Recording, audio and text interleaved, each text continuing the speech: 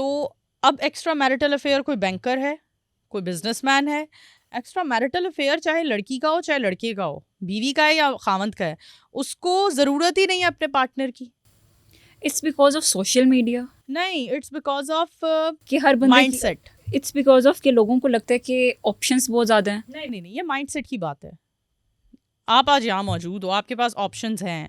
Let suppose आप तो unmarried हो, अगर आप मैरिड हो तो आप एक नई ऑप्शन अवेल करने के लिए अपने शौहर और बच्चों को भूल जाओ, और अगर कोई आदमी है तो वो अपने बीवी बच्चों को भूल जाए।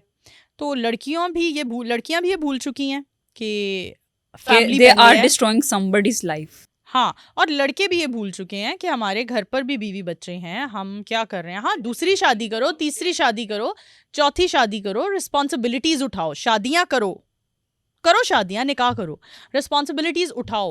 दूसरी करके इनका नाम देखना, तीसरी का नाम ही नहीं आएगा जितनी महंगाई हो चुकी है। फट जाती है वो, उसका नाम ही वो जो होते हैं ना, पर्ची से इस तरह फाड़ देते हैं, निकल कई फाड़ देते हैं ना। तो दूसरी बात, extra marital affairs. Second thing, हम देखते हैं कि लड़कियां, जहाँ लड़कियां गलत हैं, वो कहती हैं कि हम अब कमा रही हैं, हम खा रही हैं, हम फाइनेंशियली इंडिपेंडेंट हैं, तो भाड़ में जाए, बच्चा है या शौहर है, हम क्यों जूतियाँ खाएं। पहले की हम औरतें देखते थे, औरत ही सेक्रीफाइस करती है, हमेशा बताया जाता है औरत ही घर संभालती है, बेटा घर तो बसाती ही औरत है। अब लड़कियां कहती हैं क्यों मामा, आपने जो कुछ फेस किया वो सब कुछ मैं कैसे कर लूं। ऐसे ही है। लड़कों में अदम बर्दाश्त का एक लेवल ख़त्म नहीं हुआ, लड़कियों में इंटॉलरेंस आ गई है। लड़के तो हमेशा से ऐसे ही थे, मैं ऐसा ही हूँ, रहना रहो, नहीं रहना ना रहो।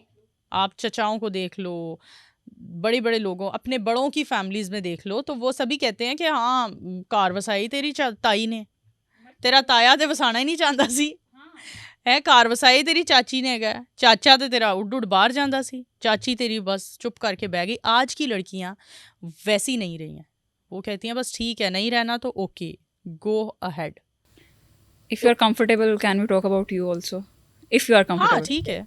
ओके, सो नूर, जब आपकी शादी हुई तो लव अफेयर था या completely arrange marriage? Totally arrange थी। मेरे बाप ने मेरे साथ इतना टाइम गुजारा, यूनिवर्सिटी हाथ पकड़ के मुगीजुद्दीन शेख साहब के पास लेकर गए। मैं अंदर लेक्चर ले रही हूँ और कह रहे हैं कितनी देर है तेन छुट्टी होनी चाहिए, तो मैं कह रही हूँ 2 घंटे, अभी 2 क्लासेस हैं। ठीक है, मैं इतने बाहर बैठा चाह पी रहा वहाँ। तो यार यूनिवर्सिटी लाइफ में क्या लव अफेयर चलाना था एट दी एंड जब सब कुछ कर लिया, जॉब मिल गई, पढ़ाई कंप्लीट हो गई, तो वालिद साहब कहते कि बेटा मेरे नज़दीक ना लड़की की मर्जी पूछना बहुत ज़रूरी है, तो कोई हैगा तो दस मैनू, ਹੁਣ उम्र हो गई है तुम्हारी शादी की। मैं क्या तुसी कोई मौका देता है किधरे तुसी मौका देता है कि अच्छा डैडी मैं यहाँ हूँ, ज़रा आप ज़रा काम में बिजी हो जाए। नहीं, हम फ्री हो गए, 4 बज गए, अच्छा नूरे गोने आ जाओ, दुनिया चैनल आ जाओ।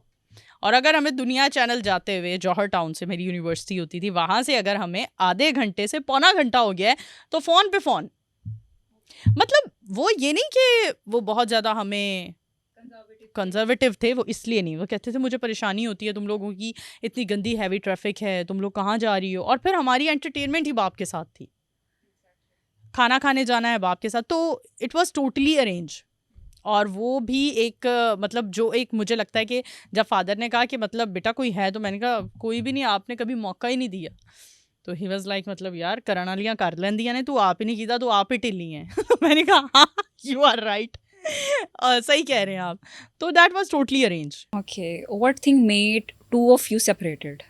यार मुझे लगता है कि हम जब जो नसीब में लिखा होता है ना, वो होता ही होता है। इसमें आप नहीं कह सकते हो कि वो गलत है, मैं गलत हूँ। मैं इस बारे में क्यों बात नहीं करती हूँ, क्योंकि डिजिटल जो मीडिया का दौर है ना,